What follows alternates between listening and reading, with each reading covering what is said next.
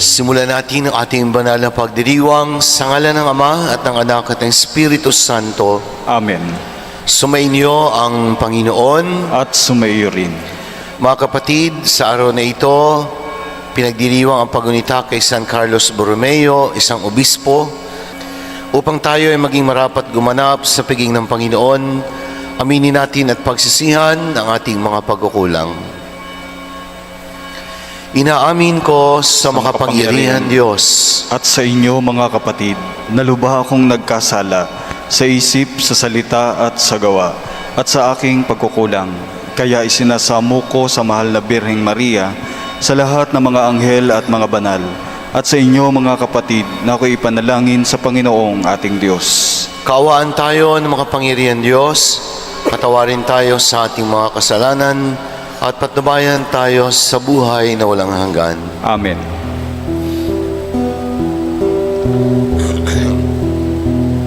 Panginoon, kaawaan mo kami, kaawaan mo kami. Panginoon, kaawaan mo kami, kaawaan mo kami. Kristo, kaawaan mo kami, kaawaan mo kami. Kristo, kaawaan mo kami, kaawaan mo kami. Panginoon, Kaawaan mo kami, kaawaan mo kami. Panginoon, kaawaan mo kami, kaawaan mo kami. manalangin tayo. Ama naming makapangyarihan, panatilihin mong lumulukob sa iyong sambayanan ang iyong espiritong pumuspo sa obispong si San Carlos Borromeo, upang kami ay laging magkaroon ng pagbabago sa kapagiging kawangis ng anak mo, para maipamalas namin ang kanyang mukha sa mundo. Sa pamagitan niya kasama ng Espiritu Santo, magpasawalang hanggan. Amen.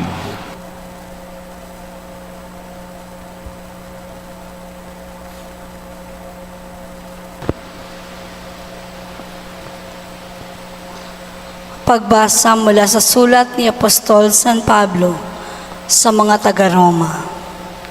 Mga kapatid, ito ngayon ang tanong ko. Itinakwil ba ng Diyos ang kanyang bayan? Hindi.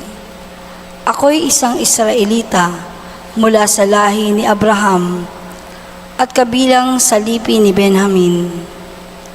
Hindi itinakwil ng Diyos ang kanyang bayang sa simula pa'y hinirang na niya.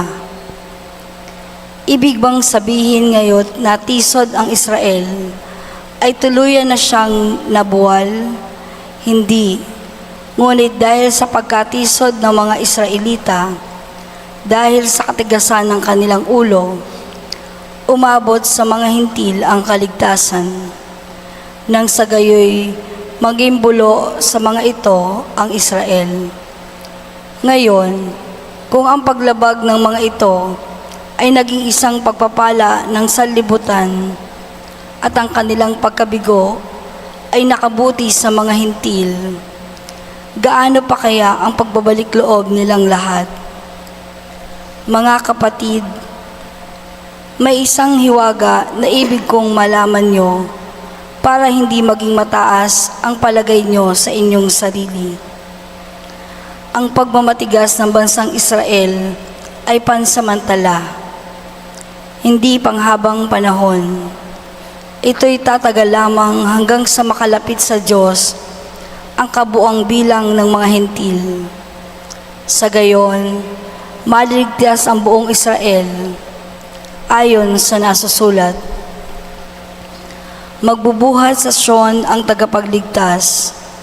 Papawiin niya ang kasamaan sa lahi ni Jacob, at ito ang magiging tipan ko sa kanila pag inalis ko na ang kanilang mga kasalanan. Sa'y kalalaganap ng mabuting balita, sila'y naging kaaway ng Diyos upang magkaroon kayong mga hintil ng pagkakataon. Ngunit ayon sa paghirang, sila'y mahal pa rin niya, alang-alang sa kanilang mga ninuno. Sapagkat ang Diyos ay hindi nagbabago ng isip tungkol sa kanyang mga kaloob at pagtawag. Ang salita ng Diyos. Salamat sa Diyos. Ang puoy di tatalikod sa kanyang hirang na lingkod. Ang puoy di tatalikod sa kanyang hirang na lingkod. Mapalad ang mga taong tumatanggap ng pangaral. Sila'y sayo tumatanggap ng turo sa kautusan. Pagkat sila'y magdaranas ng saglit na ginhawa, hanggang iyong masasamay mahulog sa hukay nila. Ang puoy di tatalikod sa kanyang hirang na lingkod. Ang lingkod ng Panginooy hindi niya iiwanan. Iyang mga hirang niya'y hindi niya tatalikdan. Mababalik sa matuwid ang ganap na katarungan. Diwang ito ang susundin ng tapat ang pamumuhay. Ang puoy di tatalikod sa kanyang hirang na lingkod. Ano kayang mangyayari kundi ako natulungan nitong aking Panginoon? Marahil ang aking buhay, tahimik ng malilibing, kasama ng mga patay. Kapag aking nagunitang, ang paa ko'y dumudulas, dahilan sa pag-ibig mo, O Diyos, ako'y tumatatag.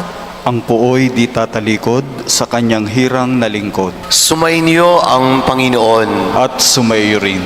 Ang mabuting balita ng Panginoon ayon kay San Lucas. Papuri sa iyo, Panginoon. Isang araw ng pamamahinga, si Jesus ay inaniyahang kumain sa bahay ng isang pinuno ng mga Pariseo at binabantayan nilang mabuti ang kanyang mga kilos. Napansin ni Jesus na ang pinipili ng mga inanyayahan ay ang mga upuang nakalaan sa mga piling panauhin. Kaya't sinabi niya ang talinghagang ito, kapag inaanyayahan ka ninuman sa isang kasalan, huwag mong pipiliin ang tanging upuan. Baka may inanyayahang lalong tanyag kaysa iyo. At lalapit ang nag-anyaya sa inyong dalawa at sasabihin sa iyo, maaari bang ibigay ninyo ang upuang iyan sa taong ito? Sa gayoy, mapapahiya ka at doon ay malalagay sa pinakaabang upuan. Ang mabuti, kapag naanyayahan ka, doon ka maupo sa pinakaabang upuan, sapagkat paglapit ng nag-anyaya sa iyo, ay kanyang sasabihin, kaibigan, dini ka na sa kabisra. Sa gayon, nabigyan ka na ng malaking karangalan sa harapan ng mga panauhin, sapagkat ang nagpapakataas ay ibababa at ang nagpapakababa ay itataas.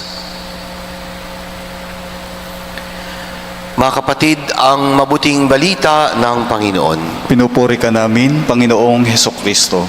Palakpakan po natin ang mabuting balita ng ating Panginoon. Magandang umaga po sa inyong lahat. Magandang umaga po naman. Sa mga sasakyang pampubliko, katulad po ng mga pampasaherong jeepney, nung ako po ay wala pa namang sasakyan, nag-aaral pa lang, kapag may pupuntahan, ako po ay nagbibiyahe, sumasakay din po sa jeepneys. At kapag nasa jeepney ka, kapuna-puna, na ang unang napupuno ay yung upuan sa may likuran. Yung malapit ng bumaba. Kahit naman sa simbahan, minsan may mga taong mas pipiliin na maupo sa likuran. Yung mga nasa likuran, dahil siguro nung mga nagdaang panahon, ang mga pari po ay nagtatanong. Kapag nagho-homily, lumalapit pa, ay may mga taong natatakot. Kaya saan umupo? Doon sa likuran. Aha, hindi na ako maaabot ni Father dito. Hindi na ako matatanong. Nauso ang wireless na microphone. Kaya ang pare, pumupunta na hanggang sa likuran. Kaya hindi na tuloy malaman ng iba kung saan po pwesto. Pero, malimit po, kahit sa loob ng simbahan, mas unang napupuno ang mga upuan sa likuran. Kahit naman maluwag pa sa may unahan. Bakit? Yung iba iniisip para mabilis lumabas ng simbahan. Yung mga nakaupo naman sa hulihang upuan ng jeep, nasa may likuran kasi ayaw maging taga-abot ng pamasahe. Umiiwas sa responsibilidad. Bakit nga kaya may mga taong ang hinahanap ay yung pinakanghuling upuan? Pero kabaligtaran po ang nadinig nating kwento sa talinghaga ni Jesus sa ating ebanghelyo, sapagkat sinabi niya, kapag inanyayahan kayo sa mga piging, huwag niyong pipiliin yung mga upuang nasa unahan para sa mga panauhing pandanghal, dahil baka hindi naman yun talaga nakalaan para sa iyo. Lalapit ang nag-anyaya at sasabihin sa inyong dalawa, sakaling kayo ay nasa unahan, kaibigan, pwede ba umalis ka muna dyan? Hindi yan nakalaan para sa iyo. Lumipat ka ng upuan nang sa gayon ikay mapapahiya. Kaya sabi ng Panginoon, piliin mo yung pinakaabang upuan. Alam niyo po, hindi po tungkol sa upuan ang pinag-uusapan dito. Ang pinag-uusapan dito ay yung labis na pagpapahalaga ng tao sa kanyang sarili. Dahil sa kanyang katayuan sa buhay, dahil sa kanyang mga narating sa buhay, dahil sa kanyang mga na-achieve, na-accomplish sa buhay, kung minsan tumataas ang tingin niya sa kanyang sarili at bumababa at lumiliit naman ang tingin niya sa iba. Sabi ko nga, when you are in a valley, you see bigger things. But when you are at the peak, you see only small things. Kaya sabi ng Panginoon, ang nagpapakataas, ibababa. At ang nagpapakababa, itataas. Nabanggit ko nga minsan, ang langaw daw, kapag dumapo sa likod ng kalabaw, ang tingin niya sa sarili, mas malaki siya sa kalabaw. Dahil nasa ibabaw siya ng kalabaw. Pero ang totoo, ang langaw ay langaw pa rin. Kahit siya ay lumilipad at ang tingin sa sarili mataas, siya mananatiling langaw pa rin. Kaya wala tayong dapat ipagmalaki sa harapan ng Panginoon at maging sa harapan ng ating kapwa, sapagkat ang totoo, sa kababaang loob, doon natin tunay na napararangalan ang Diyos. Nabanggit ko nga sa aking daily gospel reflection kaninang alas 4 ng umaga, na sa bayan po namin sa Mahayhay, isa po sa mga pinagmamalaking landmarks ay ang aming simbahan. Matanda lang ho ng ilang taon sa simbahan ng pila at parokya, pero yung pong tore ng simbahan sa Mahayhay, mas malaki kung ikukumpara sa tore ng simbahan sa pila. Mas mataas at mas matanda. At ang sabi po ng mga matatanda, kung ano daw po ang sukat ng taas ng tore, yun din po ang sukat ng hukay para sa pundasyon ng tore. Isa lang naman ang reason kung bakit ganon, para mas maging matibay ang itinayong structure, kailangan malalim ang pundasyon. Sabi nga ni Father Jerry Orbos, if you want to build high, you must learn to dig deep. Begin to descend before you start to rise. Because if you are building a tower that will pierce the skies, you must first learn to build the foundation of humility. Sabi po ni San Agustin, ang buhay po hindi pagalingan, hindi kompetisyon, hindi paramihan ng nagawa. Hindi ko mo mas matagal ka na sa simbahan, mas malaki ang karapatan mo sa simbahan. Pakiramdam mo, pati simbahan, nabili mo na. Minsan, pati upuan, akala nabili na. Aba, hindi pwedeng umupo, akin yan. O may mga ganyan. Sa simbahan, hindi mo pwedeng upuan kasi naka-reserve na yan. Mga minamahal na kapatid, saan ba tayo dinadala ng aral ng Ebanghelyo? Una, ulitin ko, sa kababaang loob, higit nating napararangalan ang Diyos.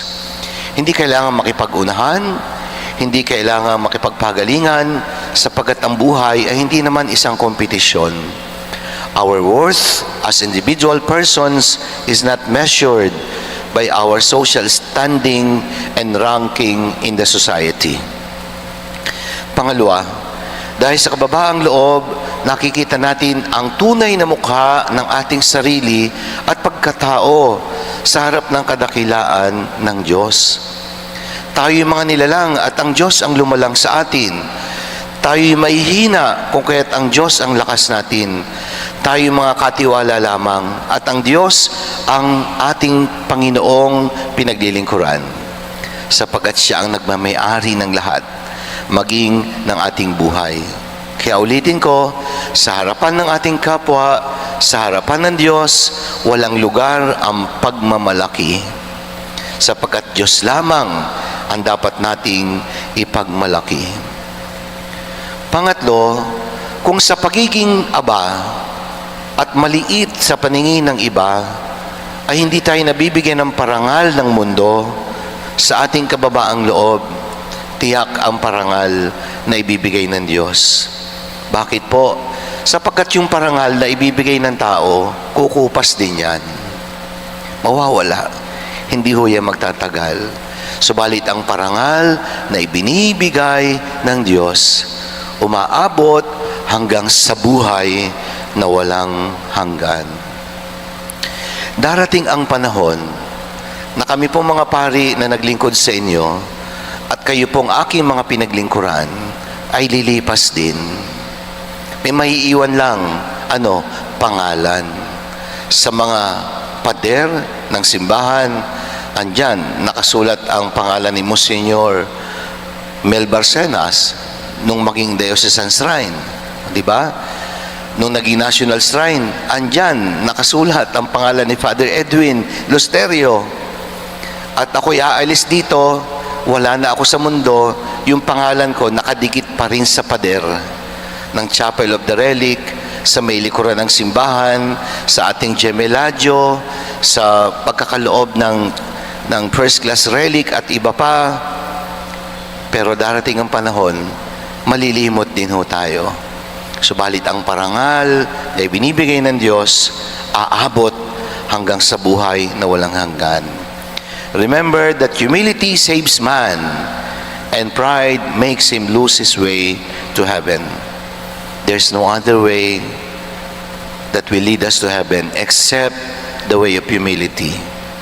Sa kababaang loob, tunay nating napararangalan ang Diyos. Pagpalain po tayo ng Panginoon.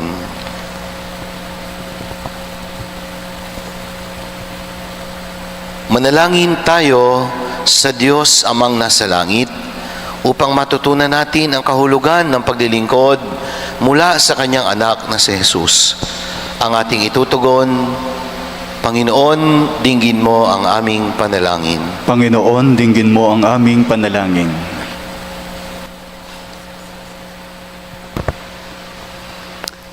Bilang simbahan, tayo naway lumabas mula sa ating sariling mga mundo para maglingkod sa kapwa ng may pagmamahal na hindi tinitingnan ang sarili. Manalangin tayo sa Panginoon. Panginoon, dinggin mo ang aming panalangin. Ang mga nasa pampublikong tungkulin, naway ibigay ang kanilang pinakamagaling na paglilingkod sa mga tao kaysa unahin ang sariling kapakanan. Manalangin tayo sa Panginoon. Panginoon, dinggin mo ang aming panalangin. At inawang maipakita ang ating pasasalamat sa mga taong naglilingkod sa atin sa iba't ibang pamamaraan. Manalangin tayo sa Panginoon. Panginoon, dinggin mo ang aming panalangin. Ang mga may sakit at mga matatanda, naway tumanggap ng kalinga at paggalang mula sa kanilang mga kapamilya. Manalangin tayo sa Panginoon. Panginoon, dinggin mo ang aming panalangin. Yaong mga nauna nang lumisan sa mundong ito, naway tanggapin sa kaharian ng Panginoon. Manalangin tayo sa Panginoon. Panginoon, dinggin mo ang aming panalangin. Panginoon naming Diyos, hindi madali ang tumulong sa kapwa, lalo na kung mabigat itong gawin. Matutunawa kami kay Jesus na laging handa sa kanino mang nangangailangan ng tulong at bigyan mo kami ng lakas na magawa ito. Alang-alang kay Kristo, ang aming Panginoon. Amen. Pag-aalay.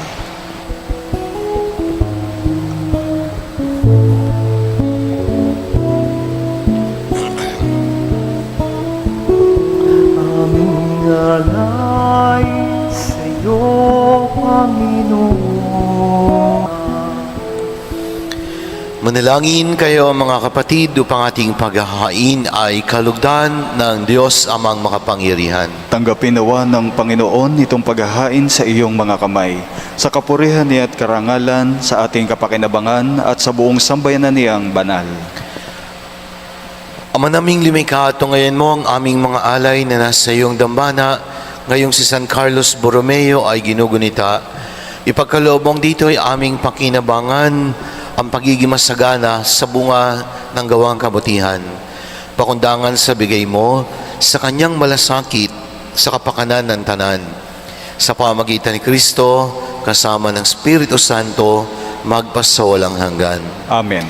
Sumainyo ang Panginoon. At sumayo rin. Itaas sa Diyos ang inyong puso at diwa. Itinaas na namin sa Panginoon. Salamatan natin ang Panginoong ating Diyos. Marapat na siya'y pasalamatan. Ama naming makapangyarihan, tunay ngang marapat na ikaw ay aming pasalamatan sa pamagitan ni Jesucristo na aming Panginoon. Ngayong si San Carlos ay pinararangalan sa pamumuhay niyang totoong uliran at pagiging maasahan sa panunungkulan. Kaya't si Jesucristo na maasahan sa katapatan ay inihahayag sa pangasiwa sa sambayanan. Ang malasakit na mga ulirang tagapangasiwa noon ay nagpapatuloy magpahanggang ngayon sa mga panalangin kanilang iniukol kaisa ng sambayanan mong dito'y nagtitipon. Kaya kaisa ng mga anghel na nagsisiawit ng papuri sa iyo ng ulang humpay sa kalangitan, kami nagbubunyi sa iyong kadakilaan.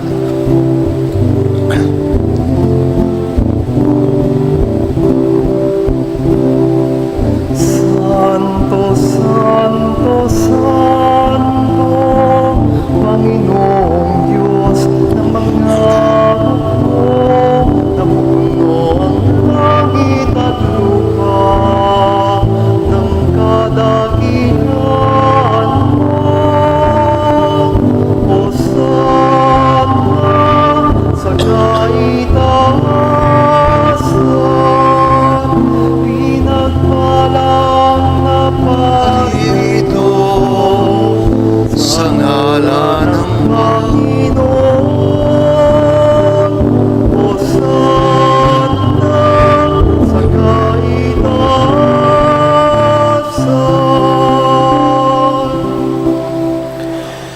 Ama naming banal, ikaw ang bukal ng tanang kabanalan, kaya sa pamagitan ng iyong Espiritu, gawin mong banal ang mga kaloob na ito upang para sa amin ay maging katawan at dugo ng aming Panginoong Hesukristo. Bago niya pinagtiis ang kusang loob na maging handog, hinawakan niya ang tinapay, pinasalamatan kaniya. Pinagati-hati niya yon, iniabot sa mga alagad at sinabi, "Tanggapin ninyong lahat ito at kanin, ito ang aking katawan na ihahandog para sa inyo."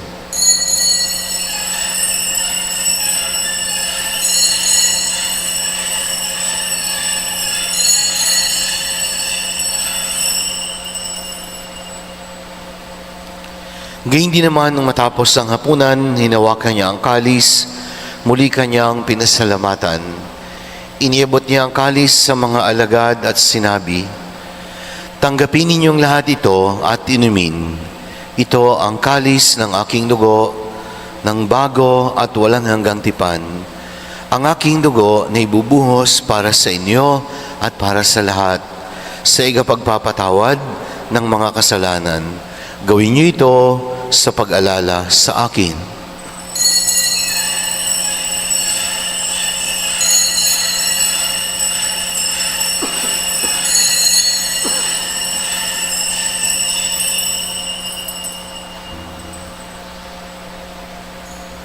Ipagmunyi natin ang misteryo ng pananampalataya.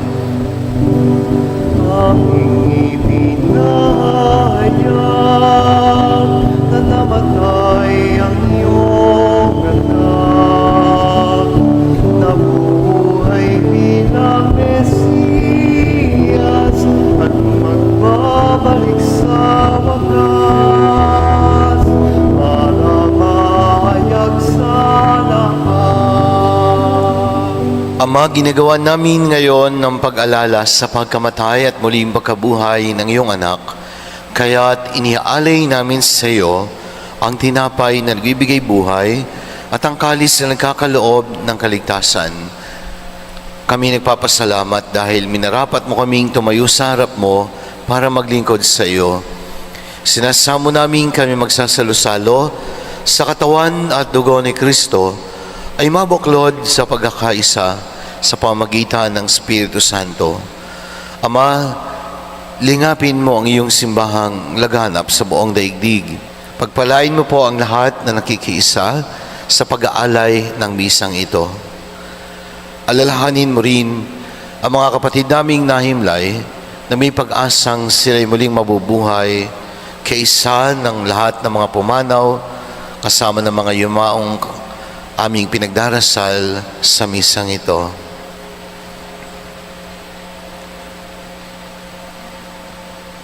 Kaawaan mo sila at patuloyin sa iyong kaliwanagan. Kaawaan mo at pagindapatin kaming lahat na makasalo sa iyong buhay na walang wakas. Kaisa ng mahal na Birheng Maria, Ina ng Diyos, ang kanyang kabiyak ng pusong si San Jose, ang mga apostol, San Antonio ng Padua, San Carlos Borromeo at ang lahat ng mga banal na namuhay dito sa daigdig ng kalugod-lugod sa iyo. May pagdiwang nawa namin ang pagpupuri sa ikararangal mo sa pamagitan ng iyong anak na aming Panginoong Hesukristo. Sa pamamagitan ni Kristo, kasama niya at sa Kanya, ang lahat ng parangal at papuri ay sa iyo, Diyos amang makapangyarihan, kasama ng Espiritu Santo, magpasawalang hanggan.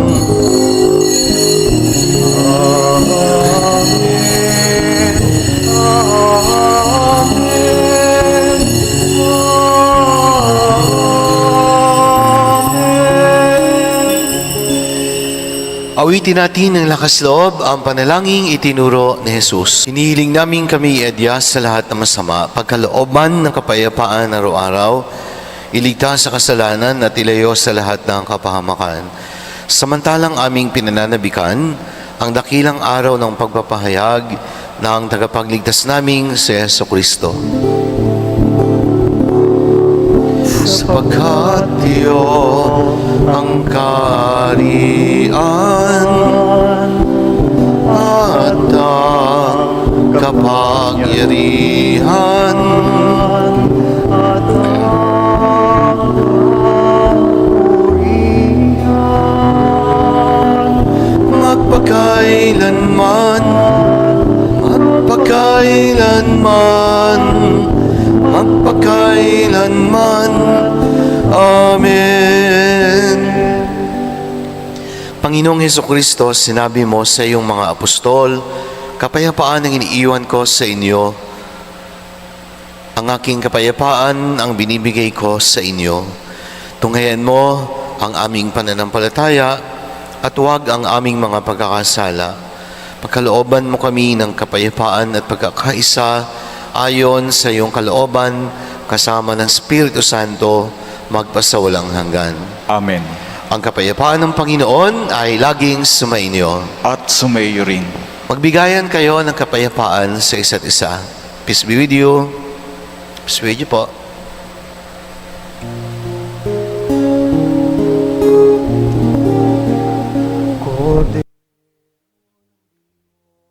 Kordero ng Diyos na nag-aalis ng mga kasalanan ng sanlibutan, maawa ka sa amin.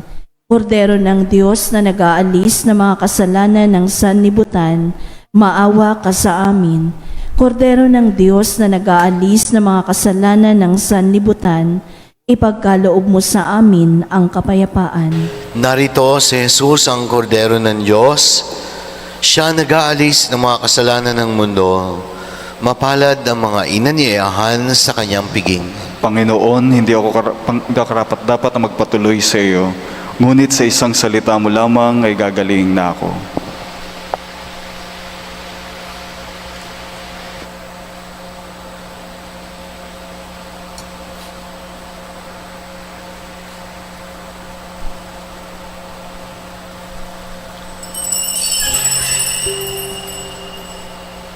Manalangin tayo. Ama naming mapagmahal, ang pagtanggap namin sa banal na pakikinabang ay magdulot nawa sa amin ng tatag ng kalooban na siyang sanhi ng katapatan at kasipagan sa paglilingkod ni San Carlos ng may pagmamahal sa pamagitan ni Kristo kasama ng Espiritu Santo magpasawalang hanggan. Amen. Sumainyo ang Panginoon At sumaiyo rin. at pagpalain tayong lahat ng makapangyarihan Diyos, Ama at ng Anak at ng Espiritu Santo. Amen. Naialay na po ang misa, humayo tayong mapayapa. Salamat sa Diyos.